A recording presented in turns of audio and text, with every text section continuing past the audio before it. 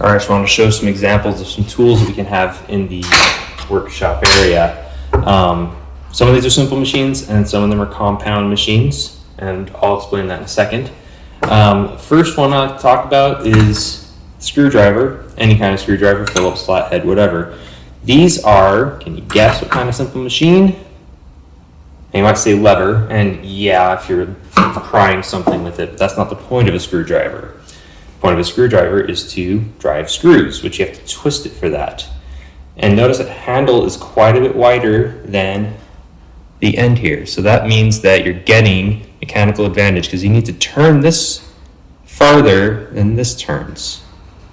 Okay? Which means you have to apply less force on this end. So if you have this big screwdriver versus this little screwdriver, notice this has a much smaller handle. But also notice the shaft is quite a bit smaller. So that means that this probably still has more mechanical advantage. I haven't measured, so I'm just guessing here. But this still has quite a bit because the output distance is also smaller, even though the input distance is smaller. So this is kind of a cool compound machine. So if you start with just this as a screwdriver, it kind of is not all that helpful because the input and the output are the same. But it's not the point of this. The point of this is to go into something else like that.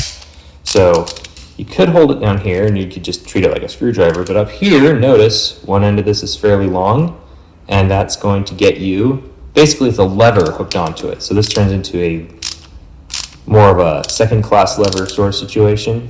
So with this lever arm, you're able to get a lot more torque, which is basically a force applied around a circle. It's basically a circular force. So you get more torque by applying it on this longer side than this smaller bit. An extreme example of this is something like this. This is called a torque wrench because, well, first off, it applies a ton of torque. Well, not a literal ton, but, figuratively. And also it measures the amount of torque that you can apply. So first off, let's look at the fact that this is a really, really long lever arm for the output, okay?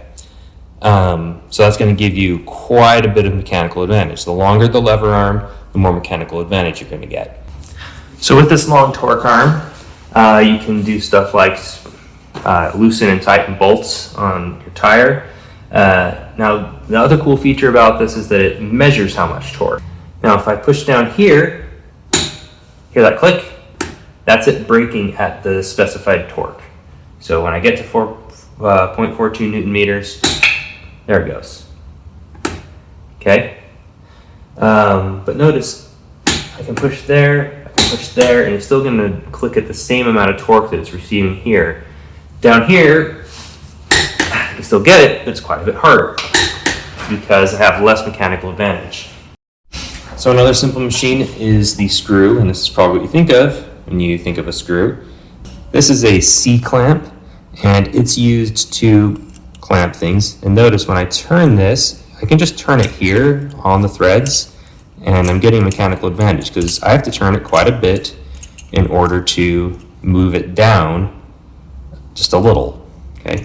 Now this is made easier by this lever here, okay? I can apply very little force, but over a much greater distance, and that's what you would use when you're actually clamping it onto something or clamping two things together. This here would be a second class lever because the input force is way out here and the fulcrum is basically on the output force.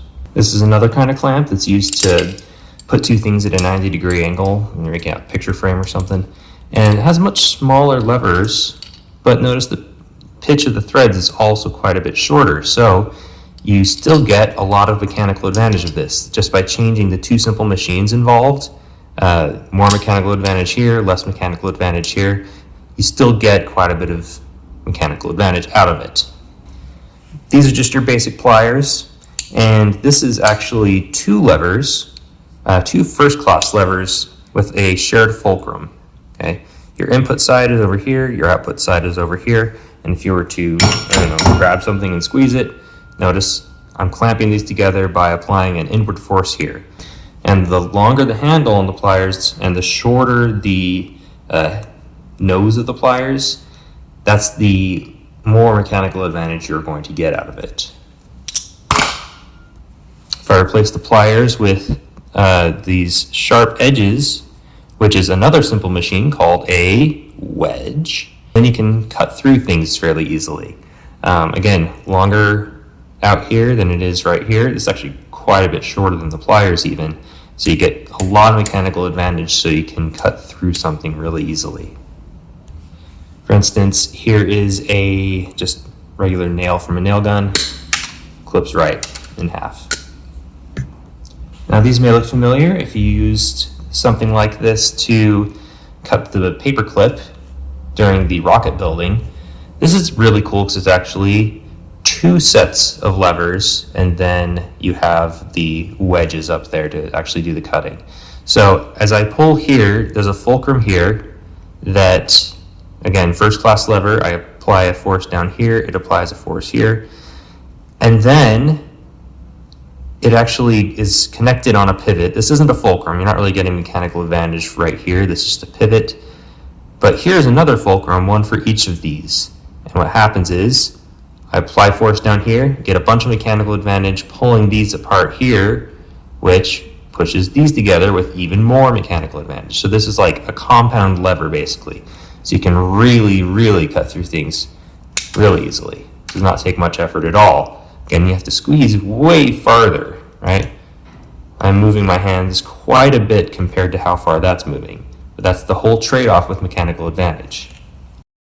So I have this rooftop cargo box, and I wanted a way to store it out of the way, so I have suspended it from the ceiling. But it's kind of heavy, and it'd be a pain to just lift up there, I'd need help, but I found a way to be able to do it all by myself. So what I do is I raise it from my car using these two boards that are connected to pulleys. There's 4 pulleys up there, and again, those are fixed pulleys. So did they create a mechanical advantage? No, but it's helpful in redirecting without creating extra force. Over here, this is just a little, it's not a pulley, but it redirects. There's going to be a little less efficiency because it's not a pulley. Comes here to another, not a pulley. This one really should have been a pulley. And then down to this crank on my wall. Now this has all kinds of mechanical advantage in it. Let's start with the rope side. So in here, it's a fairly small axle that is rotating around, and then on this end, the input side, is going to be fairly big. Now a gear like this one is just a fancy wheel and axle. You have another gear down inside of there that gets turned, and the smaller gear connected to the bigger gear. Again, you have to turn the smaller gear a lot more times to get the same amount of rotation in the bigger gear, so you get a mechanical advantage in that gear. You get a mechanical advantage here because you have to turn this farther than this will go. That's the wheel and axle part of it. And then the smaller gear is connected to this big old lever, which again, more mechanical advantage. I have not calculated the total mechanical advantage of this thing, but it's significant. So that's what I can use to lift up that. That's